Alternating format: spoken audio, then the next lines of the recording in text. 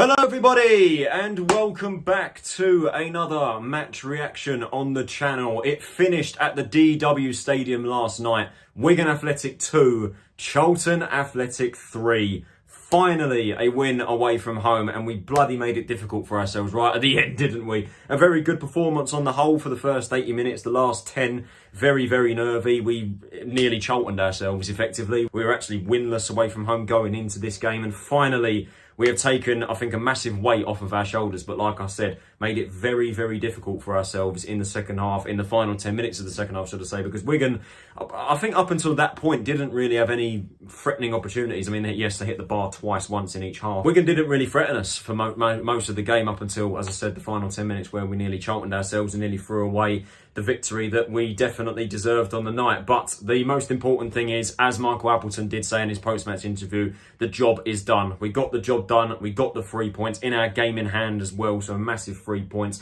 11th place in the league now, 5 points off the playoffs with a game in hand on 6th place Stevenage. That, of course, is against Derby in February, I want to say.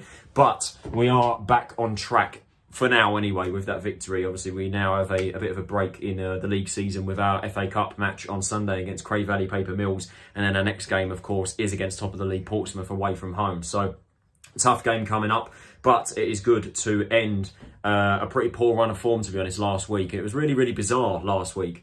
Lincoln and Bolton, we just forgot how to play football. But Lincoln just outclassed us, really, and it was, obviously I went to that game as well with new grounds to tick off. One of those away days where it was a really good day out, just the football was terrible. And then against Bolton, I think we knew it was going to be a tough game. You know, Bolton are one of the best teams in this league, and Ian Evatt, in my opinion, is the best manager in this league. He gets that team so well organised and so well drilled. They were so good on the press. Ricardo Santos had an absolute blinder, and ultimately they ran away with the 3 points, as probably many would have expected them to. Let's talk about the starting 11. I believe we made 3 changes from the Bolton game. I may have that wrong, but I believe we made 3. Ashley Maynard-Brewer, of course, keeping his place in between the sticks. The back 4, Nathan Asiimwe coming in at right back with Michael Hector and Lloyd Jones as centre backs, and Tennai Watson moving to the left-hand side this time, playing at left back. Louie Watson came back into the fold as well in midfield alongside Jules Dobson. Then you had Alfie May playing on the right-hand side with Blackett-Taylor playing on the left. Panutche Camara playing as the 10, getting his second start in a row, and Miles Leaburn leading the line up top after a pretty decent cameo against Bolton. You know, remember from the Bolton game where we stuck Alfie May as the lone striker, and we basically resorted to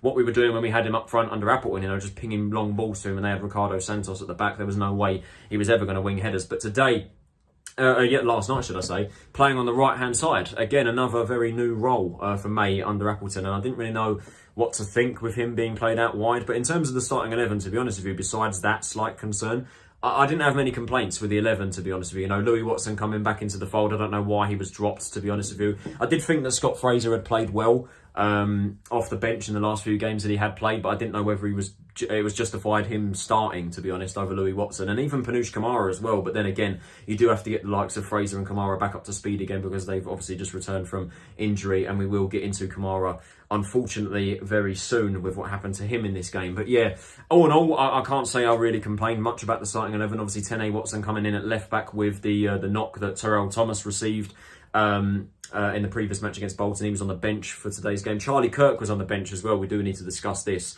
There's been a lot of controversy surrounding the fact that he was on the starting, he was in the match day 18, over Chem Campbell, and I do have to say, I have to agree. I don't know what Chem Campbell has to do to get into the squad. You know, I really don't know. I even go back to when Holden was sacked and he was in the team. You know, he was getting 2 assists and playing really good football and playing really well. I still don't know even then why he lost his spot in the team, and even now where he's lost his spot in the match day 18 completely. What must Wolves be thinking where he can't get into our team? Wigan going into this game, of course, they began the season with points deduction. They've already made that up in abundance. I mean, if they didn't have the points deduction, they would be probably where we are, around about that sort of range in mid-table. So they are. I mean, I think we all knew that they was going to make up the 8 points or whatever it was. I initially thought it was 12. Apparently, it was 8. I don't know, but they've already made up that deduction already, and they've done very well. They've got a very good side. Ultimately, they've got very good players at this level, even with the situation that they find themselves in. And they went into this game having won the last 3 games 2-0 on the bounce, including a win over Oxford, who are in fine form at the moment. That's a fantastic result for them. So it was going to be a tough game, and added more on to the fact that we hadn't won away from home going into this game. But of course, we did end up changing that. Going into the first half, I said it already, outstanding. We were absolutely fantastic in that first half. From the off, really, we were just getting shots away, looking to attack. We looked a much different team and a vast improvement from the previous week. You know, looking at Charlton's Twitter to familiarise myself with some of the shots that we had. Alfie May with a very good opportunity early on in the 3rd minute, cutting inside on his left foot. Weak foot as well, having a shot, just missing the post. It was a very good effort there. Blackett-Taylor as well had a fantastic effort, cutting inside on the right-hand side as he liked to do. I noticed that Wigan, you know, they very much knew that Blackett-Taylor was a threat, and that's why they double manned him. They had 2 men on him at all times as he tried to cut inside. I think on one occasion he had 3 on him at one point, but they knew he was a threat. They did their homework and they knew that he was going to be dangerous, but that didn't stop him from having another effective game yesterday, should I say. But that shot he had not long after Alfie May, you know, he cut inside, he had a shot. Apparently it took a deflection, and well, I'm going to guess that it did because it said it on their Twitter page, but I don't know, it didn't look like it took a deflection at first, but the shot was fantastic and it looked like it was going in, it was dipping in, and Tickle made a fantastic save to parry it away for a corner. And then, unfortunately, we do have to talk about one of the couple negatives about last night, and that is, of course, Panutche Camara, who did come off with an injury inside the first 10 minutes. Initially, I thought it was a clash of heads. It turned out to be a hamstring injury, and it wasn't good at all. And it was a really hard watch, to be honest with you, to watch Pan go off the pitch. You know, he was off the pitch in tears. He was absolutely distraught, and can you really blame him? You know, he had an absolutely awful year last year of Ipswich, being injury ravaged, taken out for the whole season. Then he gets injured with us right at the start of this season. He's only just come back fairly recently, and he goes and gets injured again. And obviously we don't know the full extent of it, and I do hope that he does come back very quickly. But I guess that does, you know, that shows us for signing another injury-prone player, and this is what you're going to get. You know, you're going to feel the repercussions of it. But I do wish Camara a speedy recovery. You know, he doesn't deserve to be sidelined, and I hope that he does come back very quickly. Tyreece Campbell replaced him, and then we saw the shift. Obviously, with Campbell being a winger, he moved over to the right-hand side, and Alfie May came into the middle, and shock horror, we got the best out of him in that position. Like I said, it was very confusing to see May be played on the right-hand side and then be played as a striker, you know, in the Bolton game. And that wasn't the last time that May was moved out of position countless amount of times. I think that last night proved that May's most effective position, especially under Appleton, is as the 10. So it was really confusing to see him be played out on the right-hand side. But as I said, when Campbell came on, we shifted that. And Tyreece Campbell, I must say, was a different player. He was absolutely fantastic, made a serious impact on the game. Very, very good game alongside Nathan Asiimwe on the right-hand side, who was also fantastic. Campbell, I think, had his worst game in a Charlton shirt against Bolton. He was absolutely terrible. And I think the physicality of the game didn't suit him, because I think he does need to work on that physicality, and his decision-making was very poor against Bolton. But last night, different player. You know, this game suited him massively. He really, really was able to tear up Wigan's defence. Wigan did have a very close opportunity though in the game, and I spoke about, you know, they hit the bar once in both halves, and the shot that they hit off the bar in the first half was from a free kick. Callum Lane with a superb effort. I didn't have a good feeling when he stood over that free kick, but he stood over it, took the shot, and it hit the crossbar. Initially I thought Maynard-Brewer got a hand to it, but no, it hit the bar, and it come back to them, and they had a shot, and it fired well into row Z. But that, to be honest with you, was probably the only like clear-cut chance or decent chance or that Wigan had inside that first half. We really didn't give him anything inside that first half. It was just a fantastic half, and not long after they hit the bar from the free kick,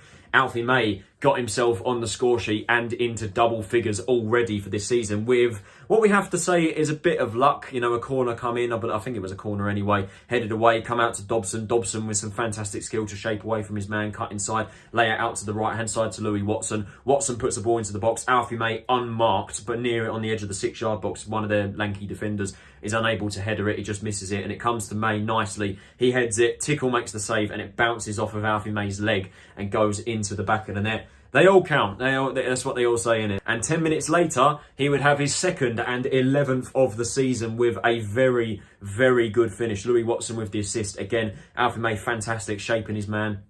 You know, cutting inside on the left foot, dragged forward a little, pushed forward a little bit with a touch, shot on the left foot into the bottom corner. An absolutely fantastic finish. His 11th goal in 14 games, level as the League One's top goal scorer alongside Devante Cole from Barnsley. He is him. He is him. Alfie May is that guy. It's as simple as that. I said it from when we signed him from Cheltenham. I said it from the very beginning.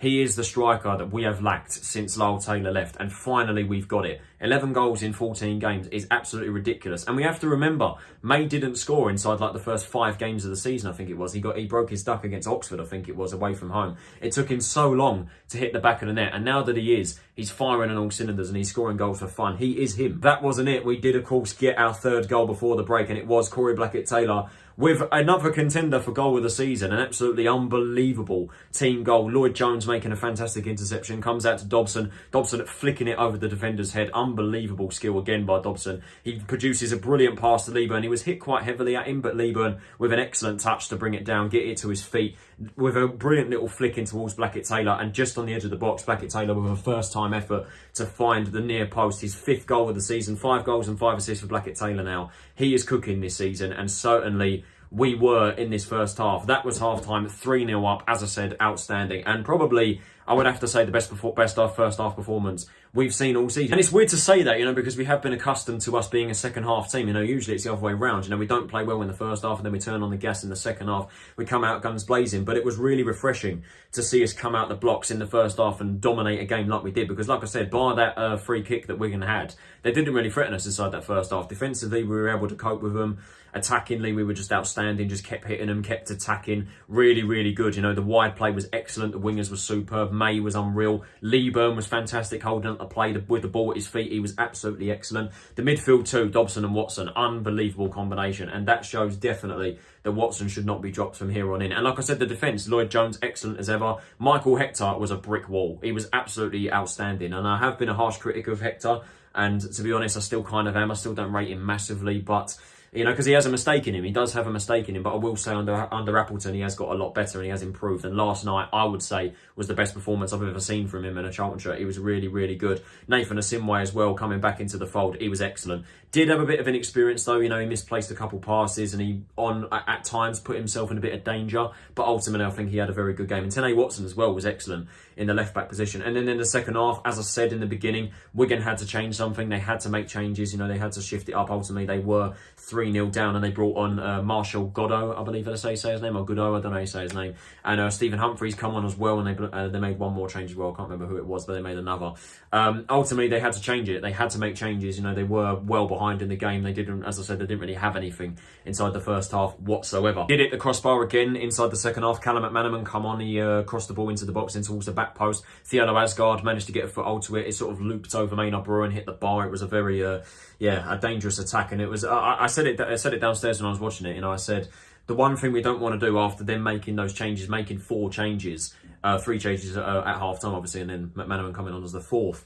We don't want to give him a goal, and that's exactly what we ended up doing. But I just was sit there as like, because I don't trust us, because I don't trust us to keep a clean sheet because we have got a very leaky defence, as we saw last night, and I just don't have that confidence. And we need to be able to drill that into ourselves. We need to be more defensively competent, shall we say, as the game goes on. And the other thing I want to talk about as well with last night that I think really cost us was our substitutions. Our substitutions, I think bar Campbell, really did not have an effect on the game. Corey Blackett-Taylor, I think rather controversially was taken off inside the 70th minute. I don't know why we took him off, to be honest. He was really, really imposing himself on the game. I understand in terms of fatigue, we want to keep him, we want to make sure that he's all right and we want to keep him match fit for the next game and we want to rest him. But I didn't really get it. I didn't really understand the substitution. And Tennai Watson, I do understand him coming off because he did get booked.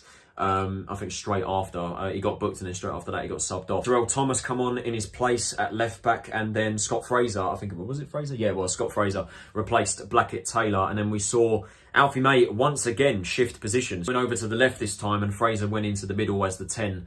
It was just really confusing. It was really, really confusing seeing May playing those different roles. He shifted positions, I think 4 times, because we went on to bring on Kirk as well, and we brought on Tedic as well for Leaburn. Kirk come on for Louie Watson, I believe it was. Yes, it was. And then Scott Fraser moved into midfield with Dobson. Then May moved back into the 10 and put Kirk out wide. It was really weird to see a shift and shift May so often in those different roles, but. Like I said, I think the substitutions, bar Campbell, really cost us, and they really didn't make an effect on the game. Terell Thomas didn't really do much inside the second half, neither did Scott Fraser, really, and then Kirk arguably was responsible for their second goal, but I will say it was poor defending on the whole part. Tedic really struggled to impose himself on the game as well when he come on, and ultimately Wigan did get themselves back into the game with the goal that we didn't want to give them. Fiello Asgard with a very well worked goal as well. Wigan got the ball on the left hand side. They put a ball into Asgard and he took a shot and it hit the inside of the left post. and found its way to the back of the net. Very good finish from the Norwegian, very, very, very good. But it was the goal that we didn't want to give him, and it was kind of like panic stations from then on, you know, in the last 10 minutes when we were 3-0 up, you know, the famous chant, you're 3-0 when you fucked it up. So I did have that nervy moments in there that we were going to do that, and certainly more so when we made it, when they made it 3-2, when they got the second goal. Great work by Marshall Goddo on the left-hand side. He really changed the game, in my opinion, in the second half of Goddo. He was fantastic, as was Stephen Humphreys. They really imposed themselves on the game. Goddo taking on two of our man, putting the ball into the box past another defender, and then another one missed it as it trickled into the box towards Humphreys. Kirk is stood there. Kirk doesn't get close enough, doesn't get tight enough to his man. Humphreys skins him, smashes it into the back of the net. Again, another good finish, but very poor defensively, very poor goal to concede. You know, 5 players being done. Obviously, Kirk being the last player that was done in. I know Kirk's not a defender, but I think Kirbysley said it well. He's got to get tighter to his man there. It's really, really poor. And it was panic stations for the final few minutes. You know, I was sat there thinking, oh, here we go. We're gonna concede again, and we're not going to get our win from home. But thankfully, we did end up getting it. We come away with the 3 points, 3-2 win. Finally, a massive weight off our shoulders away from home. We've been a very homesick side this season, but finally we have got that victory. And I think last night proved a lot of things, in my opinion. It proved that we have got very good players at this level when they want to be good players. On their day, we have got a very good side. You know, we have got some good players in this team that can turn it on when they want to. Alfie May needs to be playing as the 10. It's as simple as that. That is his role. That is how we can get the best out of him, and we saw that last night. Louie Watson should never be dropped. He is an excellent part of that midfield. I think last night proved that we need a natural fullback in at left back. Tennai Watson had the best game I've seen him play in a Charlton'd shirt, and he was playing out of position. But I think having that natural fullback in that position, in the fullback role, is vital. And then obviously we get onto the negatives of the game last night. Panutche Camara getting an injury. That was really, really disappointing to see him come off. As I said, he was in tears. He was in absolute hysterics coming off the pitch. He was absolutely distraught, and I do hope he comes back fit and strong. Not keeping a clean sheet is another one. I felt really bad for Maynard-Brewer because I felt on the whole he was able to keep Wigan at bay. You know, he made some decent saves.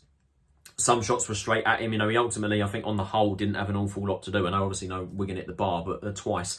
But I felt Maynard-Brewer did deserve a clean sheet, and we need to tighten up that defence. That's another thing. Defence is still a big issue. The fact that we can see 2 goals in quick success in the last 10 minutes and then create a nervy moment is poor. You know, it needs to be better. It needs to be better from that, and we need to be able to keep those clean sheets and tighten up that defence. That being said, Jones was excellent as ever this season. He's been really underrated this season. I think he's not being spoke about enough. And Michael Hector, as I said, has had the best game in a Charlton'd shirt, in my opinion. He was absolutely outstanding yesterday. A really, really solid brick wall in the defensive line. But it is those things that we need to focus on. And ultimately, the biggest thing, we need to have consistency. We need to have that consistency, and we need to string results together. Obviously, we did that before we lost 2 games on the road last week, and then finally getting a win away from home. You know, it's that inconsistency. We need to find that consistency. We need to get those solid performances, because like I said, this team on its day, we have got good players. We have got good players. And league position, 11th in the league, 5 points off the playoffs with a game in hand on Stevenage. Next game, Portsmouth away. They're in shit-hot form at the moment. They are absolutely fantastic at the moment. But our record